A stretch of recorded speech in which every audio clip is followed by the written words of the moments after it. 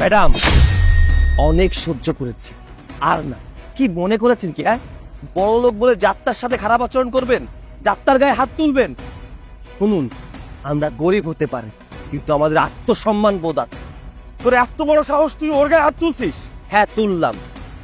কারণ রাস্তাঘাটে আপনাদের মতো বেয়াদবদের এভাবেই সাহায্য করা উচিত। এই, তোর বাবাকে ফোন কর, ফোন কর। দাঁড়া, করছি। আমার বাবা এসে এবার তোকে উচিত শিক্ষা দেবে। হ্যাঁ, আসতে দিন, আপনার বাবাকে আসতে দিন। আপনার বাবা এলে আপনার কর্মকাণ্ড আপনার বাবার সামনে আমি তুলে ধরব। দাঁড়া। হ্যালো বাবা, বাবা তুমি একটু তাড়াতাড়ি করে ব্রিজের নিচে আসো তো, এখানে একটা ঝামেলা হয়েছে।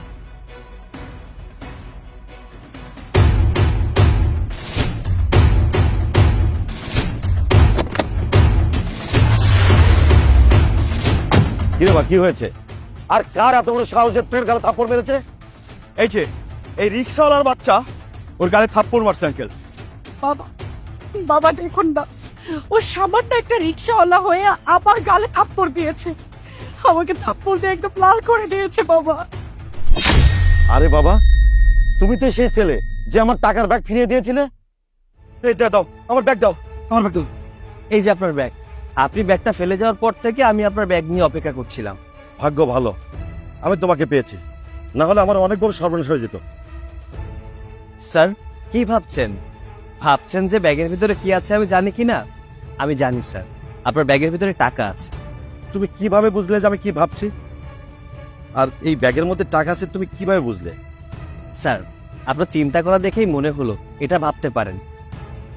স্যার, আমি ব্যাগ খুলে দেখেছিলাম ব্যাগ ভর্তি টাকা আছে। এর জন্যই তো আমি ব্যাগটা নিয়ে এখানে বসেছিলাম, যে হতে পারে আপনার খুব দরকারি টাকা। বাবা, তোমাকে অনেক ধন্যবাদ। নাও, এই টাকাগুলো রাখো। আরে না না স্যার, কি করছেন? আমাকে টাকা দিতে হবে না, আপনার প্রয়োজনীয় টাকা আপনার কাছেই রাখুন। আচ্ছা বাবা, তুমি কি করো? স্যার, কিছুদিন আগে অনার্স কমপ্লিট করেছি। মাস্টার্সের টাকা জোগাতে পারেনি, তাই আমি মাস্টার্সে ভর্তিও হতে পারি। তুমি শিক্ষিত ছেলে, রিক্সা চালাও কেন? স্যার, আমি দরিদ্র পরিবারের সন্তান। আসলে চাকরি করতে গেলে টাকার অনেক প্রয়োজন, টাকা ছাড়া এখন আর চাকরি হয় না। তাই তো বসে আছি, যদি কখনো টাকা ছাড়া চাকরি হয় তাহলে চাকরি করব। তোমার মতো সৎ মানুষ পাওয়া এই জামানায় বড়ই কঠিন। আচ্ছা, এক কাজ করো, আমার এই কার্ডটা রাখো, তোমার প্রয়োজন হলে আমার সাথে যোগাযোগ। আচ্ছা স্যার, আসসালামু আলাইকুম। ওয়ালাইকুম আসসালাম। হ্যাঁ স্যার। তুমি আমার মেয়ের গালে থাপ্পড় মেরেছো কেন? কেন থাপ্পড় দিয়েছি শুনবেন? তাহলে শুনুন।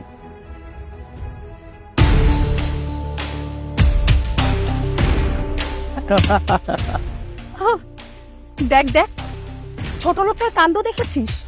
খাই তো এই রিক্সা চালিয়ে, আবার ও কিনা পড়ছে বই। এর জন্য যে দেশটা কোন রসাতলে যাবে কে জানে।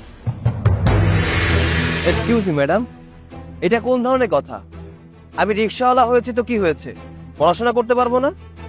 না পারে না, কারণ তোরা হচ্ছিস ছোট জাত আর আমরা হচ্ছি বড় লোক। আমাদের মতো বড় লোকদের সেবা যত্ন করাই তোদের মতো ছোট লোকদের কাজ। ম্যাডাম, কোনো মানুষ জাত ভেদাভেদের কারণে রিক্সা চালায় না, শখে কেউ রিক্সা চালায় না। মানুষ পেটের দায়ে রিক্সা চালায়। আপনাদের মতো বাপের টাকায় ফুটানি করি না, নিজে কষ্ট করে রিক্সা চালিয়ে সংসার চালাই। কি তোর যত বড় মুখ না, তুই তত বড় কথা বলছিস? আই নাজিম, ওর রিক্সাটাকে তুই এক্ষুনি ভেঙে দে। ওর পেটে এমন লাথি মার ও যেন আর কোনোদিন ইনকাম করে খেতে না পারে।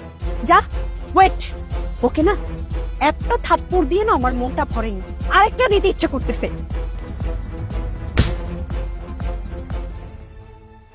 এখন বলুন তো স্যার, আমি ঠিক করেছি না ভুল করেছি? হ্যাঁ, তুমি ভুল করেছো। স্যার, আপনি এসব কি বলছেন? আর তুমি ওকে একটা থাপ্পড় দিয়ে ভুল করেছো, ওকে আরো থাপ্পড় দেওয়া উচিত ছিল। কি আদব মেয়ে! বাবা, আমি ওকে জন্ম দিয়ে ভুল করেছি। আমি যদি ওকে সঠিক শিক্ষা দিতে পারতাম, তাহলে ও গরিবের সাথে খারাপ ব্যবহার করতে পারতো না। বাবা এইটা তুমি কি করলে? তুমি আমাকে কেন মারলে? কারণ তুই হচ্ছিস একটা কুলাঙ্গার মেয়ে। ছি, আমার ভাবতেও ঘৃণা হচ্ছে যে তুই আমার মেয়ে, আমি তোর বাবা। এই, তুই কি জানিস কার সাথে তুই খারাপ ব্যবহার করছিস? এই ছেলেটাই আমার 50 লক্ষ টাকার ব্যাগ ফিরিয়ে দিয়েছিল, যার জন্য আমার কোম্পানি বন্ধ হওয়া যাওয়া থেকে বেঁচে গিয়েছিল। আর এই ছেলেটা যদি আমার টাকা ফেরত না দিত, তাহলে তোদেরকে নিয়ে আমি পথে বসতাম। বাবা, আমার মেয়ের হয়ে আমি তোমার কাছে ক্ষমা চাচ্ছি, তুমি আমার মেয়েকে ক্ষমা করে দাও। ছিচ্ছি আঙ্কেল, আপনি সব কি করছেন? আপনি আমার কাছে কেন ক্ষমা চাচ্ছেন? আপনি তো গুরুজন। আসলে ভুলটা আমারই হয়েছে। ম্যাডামের গায়ে হাত তোলা আমার একদমই ঠিক হয়নি। আপনি কোনো ভুল করেননি, আসলে ভুলটা আমারই ছিল, যেটা আজ আমার বাবা ভাঙিয়ে দিল। আমি সব সময় গরিবদেরকে ঘৃণা করে এসেছি, তাদেরকে কখনো মানুষ বলে মনে করিনি। কিন্তু আজ বুঝতে পারলাম গরিবরাও মানুষ। তারা অনেক কষ্ট করে, পরিশ্রম করে তারা তাদের জীবিকা নির্বাহ করে। তারা কখনো অন্যের হক মেরে খায় না। আসলে আমরা ভার্সিটিতে পড়লেও আমাদের কিছু শিক্ষার অভাব ছিল, যেটা আজকে আপনার থেকে পেলাম। সত্যি ভাই, আমি নিজেও অনেক লজ্জিত। প্লিজ ক্ষমা করবেন। বাবা, উনি যেহেতু এত শিক্ষিত আর পরিশ্রমী, তাহলে ওনাকে আমাদের কোম্পানিতে একটা ভালো জব দিয়ে দাও না। জি আঙ্কেল, উনি তো যথেষ্ট পরিমাণে সৎ লোক। তাহলে ওনার মতো মানুষকে আপনার কোম্পানি রাখলে মনে হয় আপনার কোম্পানির জন্য ভালো। মা, তুই ঠিকই বলেছিস। আর বাবা, তোমাকে আর রিক্সা চালাতে হবে না। তুমি আগামীকাল আমার অফিসে আসবা, জেনারেল ম্যানেজার পদে জয়েন করবে। স্যার, আপনি সত্যি বলছেন? আমার চাকরি হয়ে গেছে? কিন্তু স্যার, একটা কথা, মানে আমাকে কি চাকরির জন্য ঘুষের টাকাটা দিতে হবে? আরে না না না না, তোমাকে ঘুষ দিতে হবে কেন? এটা হচ্ছে তোমার সততার পুরস্কার। তুমি সততা দেখিয়েছো, এই জন্য আমার কোম্পানিতে তোমাকে চাকরি দিয়েছি। তোমাকে 1 লক্ষ টাকা বেতন দিব, বুঝতে পারছো? আর মা, চল।